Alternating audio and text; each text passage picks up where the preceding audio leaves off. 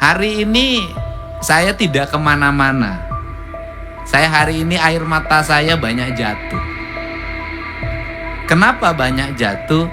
Saya melihat ada sosok di media sosial munculnya gak berhenti-berhenti. Gubernur Jawa Barat Deddy Mulyadi menyatakan kesedihannya yang mendalam terkait maraknya kasus tindak pidana perdagangan orang, TPPO, di wilayahnya. Pernyataan itu disampaikan saat acara Safari Ramadan dan Tarling di lapangan Mandalagiri, Desa Kedung Jaya, Kecamatan Kedaung, Kabupaten Cirebon, pada Sabtu, 28 Februari 2026, malam. Deddy Mulyadi baru saja menangani kasus 13 perempuan asal Jawa Barat yang menjadi korban TPPO di Maumere, Nusa Tenggara Timur. Selain itu, ia juga menerima permintaan bantuan dari warga negara Indonesia, WNI, yang menjadi korban TPPO di Cina melalui modus pengantin pesanan.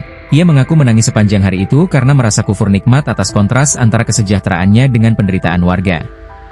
Gubernur tersebut menggambarkan pemicu kesedihannya berasal dari sosok yang dilihatnya di media sosial, yang dicirikan memiliki wajah cerah, membawa kedamaian, penuh keyakinan iman tanpa rasa takut, serta ucapan yang pelan namun mendalam. Sosok itu disebutnya hidup sepenuhnya untuk Allah dan Rasulullah.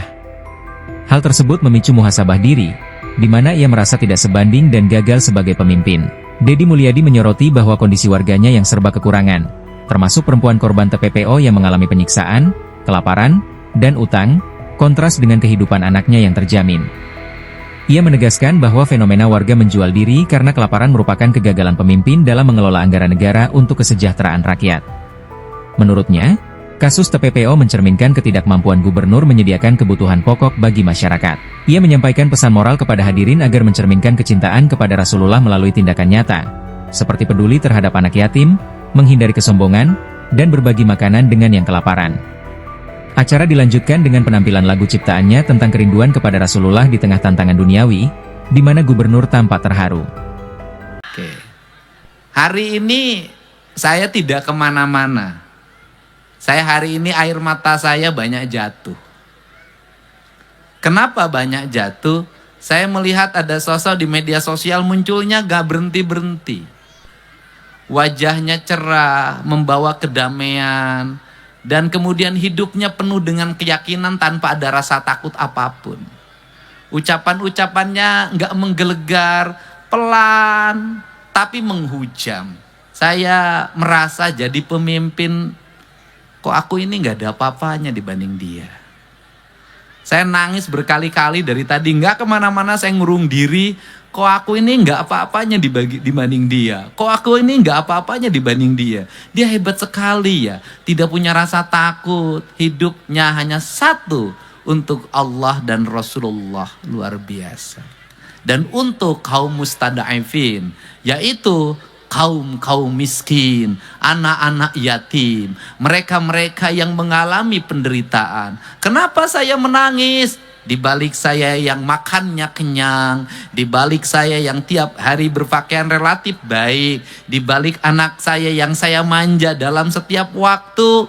Hari ini saya banyak sekali dihubungi oleh anak perempuan Jawa Barat yang korban TPPO. Ada yang disiksa, ada yang dikasih makan hanya sekali sehari, ada yang menimbulkan hutang sampai 125 juta dan minta dijemput. Mungkin kalau orang lain gak akan peduli terhadap itu, ngapain kelihatan mukanya muka-muka nakal. Tapi saya selalu berpikir, kalau di Jawa Barat banyak orang nakal, kemudian karena laparnya menjual diri, itu gubernurnya belum bisa memberikan makan yang kenyang bagi rakyat. Bukan salah mereka, tapi salah pemimpinnya. Kenapa pemimpinnya terlalu banyak menggunakan uang negara, bukan untuk kepentingan perut yang lapar, tapi untuk kepentingan perut yang kenyang.